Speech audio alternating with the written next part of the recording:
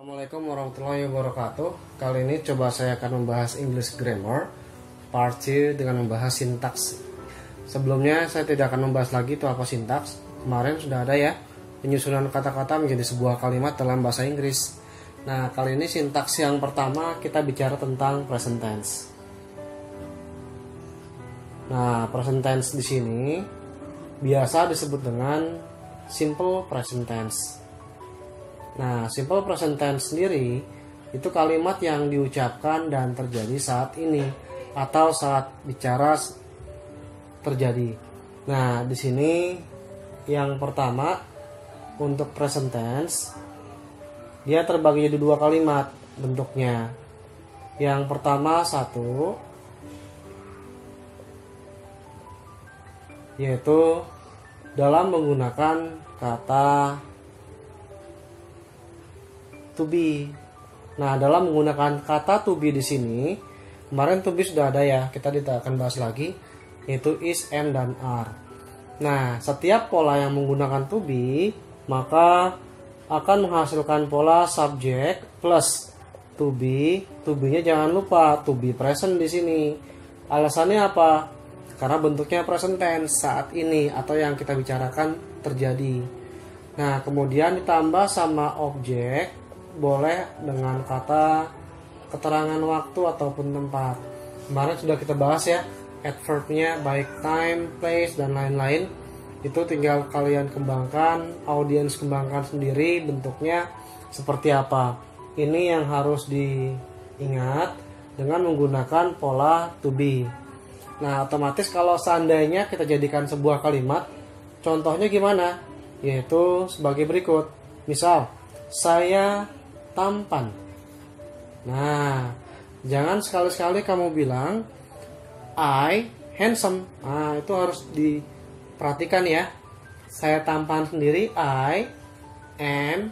Nah, tampan, handsome. Gitu ya. Nah, gadis itu cantik. Nah, ketika gadis itu cantik, kata gadis itu that girl. That girl is beautiful.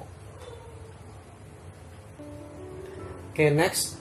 Berikutnya, seandainya kita ganti dengan huruf lain atau subjek lain. Kenapa that girl is? Karena dia perempuan ya. Nah, kami puas. Atau kita ganti dengan kata yang lain dulu. Jangan puas. Kami terkenal hari ini. Nah, kalau diubah dalam bentuk kata kalimat bahasa Inggris, kami adalah we. Hati-hati, tambahkan to be present. We are famous. And then hari ini adalah today. Nah, diganti kalimat lain boleh. Mereka nakal di sekolah. Nah, otomatis kalau diartikan they are, nah, dalam bahasa Inggris nakal adalah naughty. Naughty di sekolah, in the school. Gitu ya. Ini contoh present tense. Setelah bentuk present tense dalam positif, kali ini kita akan bahas tentang bentuk negatif yang menggunakan to be ya. Nah, pola bentuk negatif dengan menggunakan to be-nya to be present adalah berikut ini, yaitu subjek, kemudian ditambah to be present. Nah, jangan lupa tambahkan not, lalu terakhir objek ataupun adverb. Nah, dalam hal ini yang artinya tidak atau memiliki arti bukan. Gitu ya. Nah, jangan sampai berbeda kalimat nanti. Jadi subject to be present plus not object adverb itu memiliki arti tidak atau bukan. Nah, dalam hal ini contohnya adalah sebagai berikut. Yaitu contohnya, saya bukan guru. Nah, kalau diartikan I am not teacher. Kenapa? Sayanya adalah I, di sini harus tambahkan adalah to be, am. Nah, jangan lupa tambahkan kata not, baru objek atau adverbnya dikembangkan sendiri sesuai dengan vocab masing-masing ya, teacher. Nah, dalam hal ini untuk yang contoh berikutnya, kami bukan teman. Nah, artinya apa? Kami adalah we. Jangan lupa to be presentnya we adalah kemarin saat di video sebelumnya are. So we are. Jangan lupa kalau bukan tambahkan not to be-nya. We are not. Teman sendiri adalah friends. Gitu ya. Nah, kemudian ada lagi. Misalkan diganti dengan Robi bukan pacar saya. Nah, Robi bukan pacar saya, berarti Robi, hati-hati dia laki-laki. Maka to be presentnya adalah is not my girlfriend. Sorry, my boyfriend. Hati-hati ya. Kalau misalkan laki-laki, boyfriend, kalau perempuan, girlfriend. Oke, itu contoh dari bentuk negatif untuk present tense yang menggunakan to be. Oke, kemudian sekarang menentukan bentuk kalimat tanya menggunakan to be present. Nah, jika terdapat sebuah kalimat tanya dengan menggunakan to be present, jawabannya hanya dua nanti, iya atau tidak. Nah, pola kalimat dari yang menggunakan to be present untuk kalimat tanya, maka to be presentnya diletakkan di depan dulu ya. Oke, baru ditambah subjek. Kemudian jangan lupa plus objek atau adverb. Lagi-lagi di sini dituntut agar vocab dari audience harus berkembang ya, harus banyak. Jika tidak, malah repot nanti. Nah, ingat to be presentnya letakkan di depan jika menggunakan kalimat tanya. Bentuk kalimat tanya biasa disebut dengan nanti kalian kenal dengan kata yaitu question.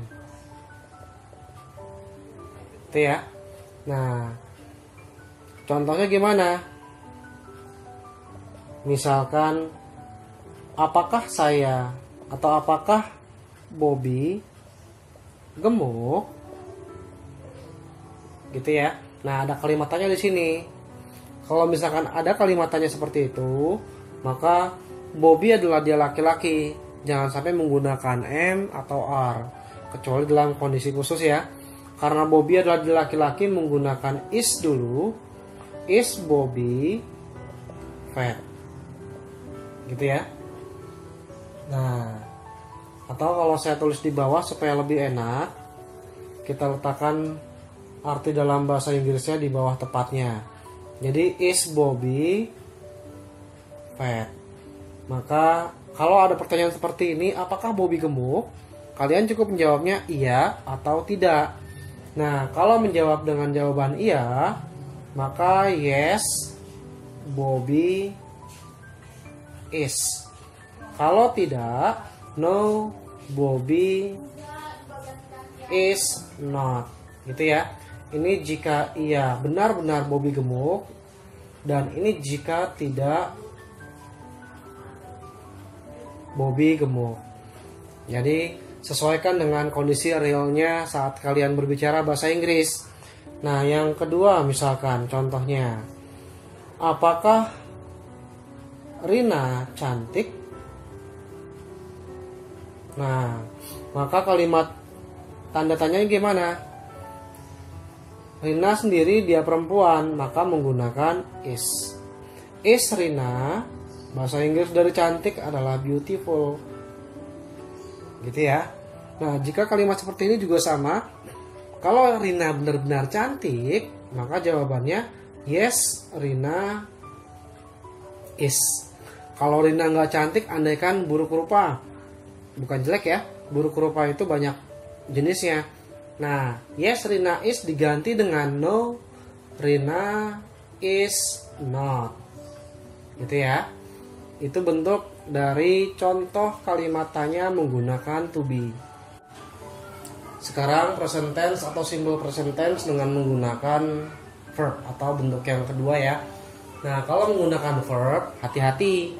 Dalam menggunakan verb ada dua jenis dan terbagi dua. Yang pertama itu verb, yang kedua verb tersebut ditambahkan is atau s yang masing-masing penggunaannya berbeda.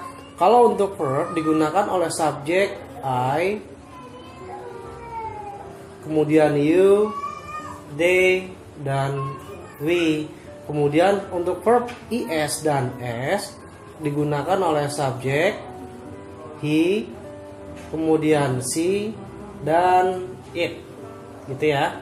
Nah, kalau sudah, sekarang bentuk negatif. Bentuk negatif dari yang menggunakan kata kerja, dia terbagi dua, yaitu menggunakan do atau does. Nah, masing-masing penggunaan do atau does juga berbeda. Kalau untuk do sendiri digunakan oleh subjek I, kemudian you, they, dan we. Kemudian untuk yang does di sini digunakan oleh subjek tiga berikutnya, yaitu he, she, dan it. Nah, masing-masing secara keseluruhan bentuk present tense yang menggunakan verb dia terbagi tiga. Yang pertama itu adalah satu, bentuk yang pertama yaitu bentuk positif ya. Nah, bentuk positif di sini masing-masing punya sifat atau punya pola subjek ditambah kata kerja ditambah objek ataupun adverb. Nah, yang menjelaskan dia present tense ada keterangan di objek atau adverb sebagai kata bantu. Ini bentuk yang pertama menggunakan verb. Lalu yang kedua, subjek kemudian ditambah kata kerja atau verb, tapi yang verb is atau s ditambah objek kemudian atau adverb. Nah, sekarang kita cek yuk bedanya antara kalimat seperti ini. Misalkan ada seorang, kami pergi ke pasar. Nah, kami pergi ke pasar sendiri artinya we. Nah, pergi sendiri adalah go. Ke pasar, to market. Dalam hal ini kalimat di sini dia masih menggunakan verb dasar, yaitu verb saja, karena kami sendiri adalah we, di mana we sendiri menggunakan verb saja. Nah, sekarang bentuk yang kedua. Bentuk kedua yaitu contohnya adalah Robi. Beda dengan saat dia mengucapkan pergi ke pasar. Nah, dalam hal ini beda subjek ya. Kalau Robi adalah dia laki-laki, maka boleh dituliskan sebagai Robi saja, boleh diganti sebagai he di sini. Robi pergi ke pasar, yang harusnya go, tambahkan s atau is. Ingat, go itu huruf vokal. Kalau ketemu s, maka yang dipakai adalah is, yaitu goes to market. Gitu ya.